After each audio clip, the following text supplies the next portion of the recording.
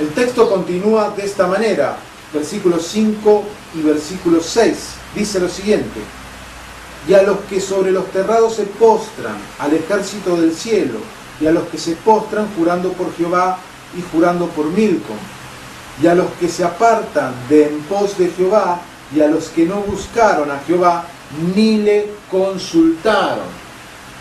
La versión Reina Valera antigua traduce, aquí lo tengo el versículo: los que se postran en las azoteas ante el ejército de los cielos, a los que se postran en las azoteas y juran por el Eterno, y al mismo tiempo juran por Moloch, dice la versión Reina Valera antigua. Es el paganismo introducido. El pueblo de Dios debería darse cuenta que no se trata de una cuestión de exégesis y de una tesis, se trata de la deidad, se trata de la verdadera adoración.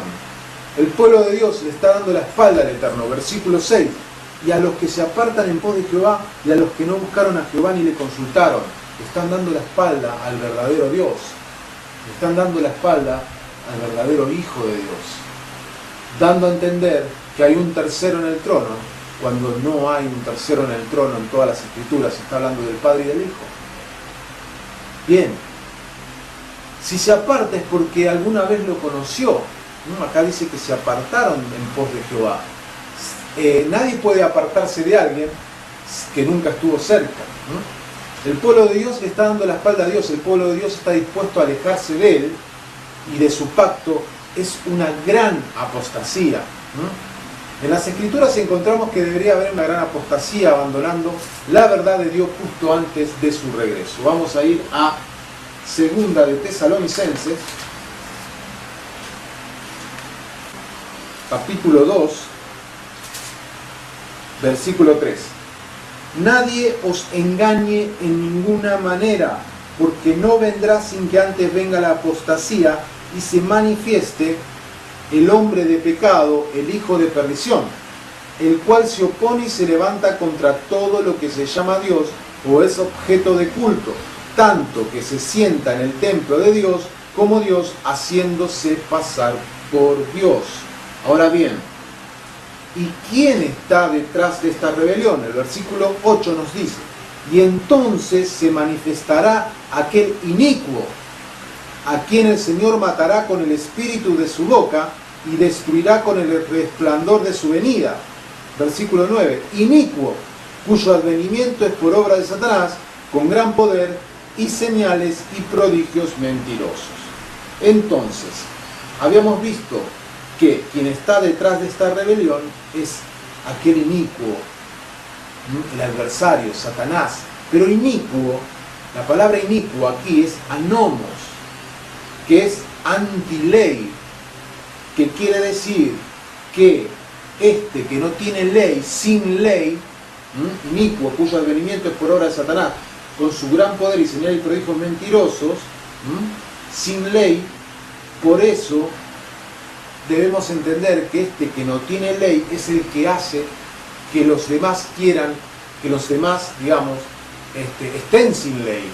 Por eso el dragón se llena de ira contra aquellos que guardan los mandamientos de Dios, porque el inicuo es el sin ley.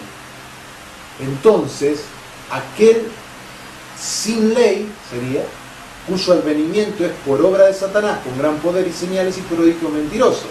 Ahora, vamos a comprender por qué se llena de ira el dragón. Apocalipsis capítulo 12,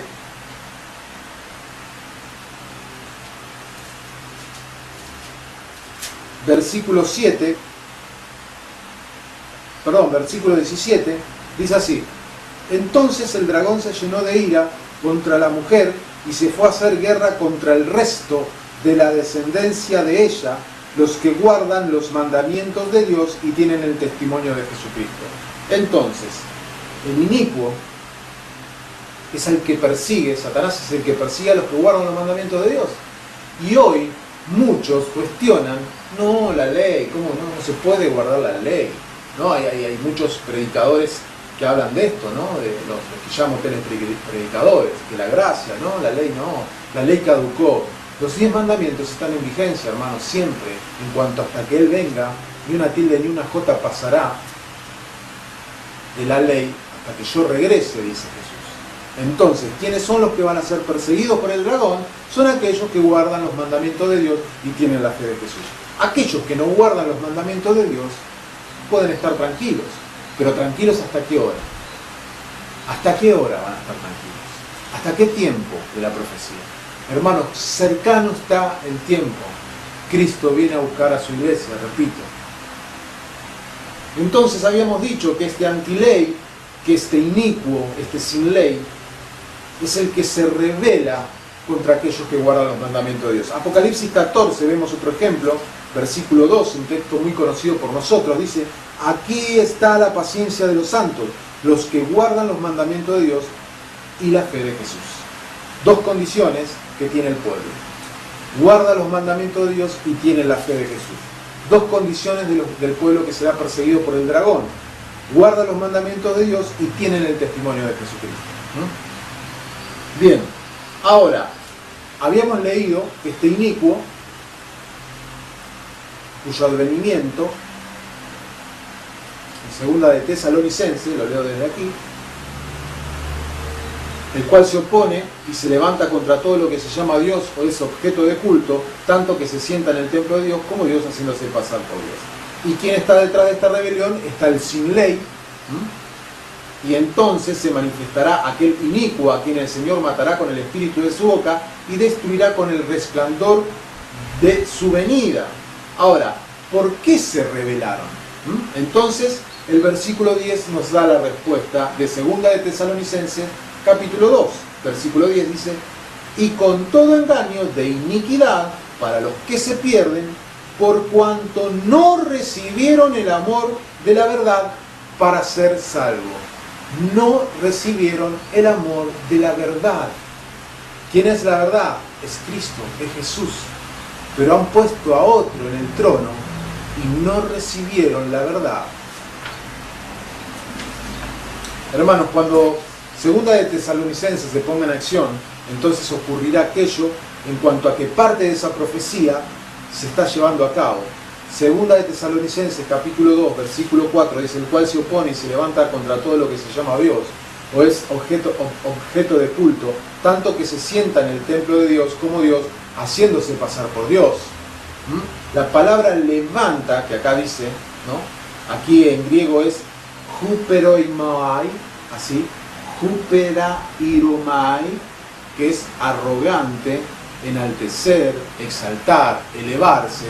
Es lo que está ocurriendo y que sabemos y tenemos identificada la iglesia, aquellos que estudiamos profecía, que estudiamos el Apocalipsis y la gran ramera, ¿no? Entonces, ahora sabemos que estamos muy cerca al regreso de nuestro Señor. Y esto tiene que dejarnos así como una esperanza viviente, como dice el libro de Pedro, ¿no? Es la esperanza viviente, la única esperanza que nosotros tenemos es el Dios que viene a buscarnos, que es Jesucristo. Y cuando el pueblo de Dios se aparta de Él, grandes cosas veremos, acontecimientos que darán a nuestra vida un cambio por el cual el que esté en la sintonía del juez justo lo reconocerá, y el que no tomará esa acción como algo que suele suceder. Pero lo real es que jamás sucedió. El enemigo mimetiza la verdad con la mentira y crea así su propia personalidad en las vidas que no pueden llegar a comprender la verdadera acción benéfica de nuestro Dios. Esto tiene que quedar en nuestra mente para saber y identificar estos tiempos que estamos viviendo, para que la distracción no venga a ocupar el tiempo que nosotros tenemos en el estudio de las Escrituras. Cercano está el día grande de Jehová, cercano y muy próximo, dice Sofonías capítulo 1, versículo 14. Es amarga la voz del día de Jehová, gritará allí el valiente. En Sofonías capítulo 1, versículo 7 dice: Dios aún está tratando con aquellos que le dieron la espalda. Dios le dice: calla en presencia del Eterno. Si Dios dice calla es porque no han entendido, y lo que han entendido es erróneo. Calla ahora. ¿Cuántos deberían callar? Están tratando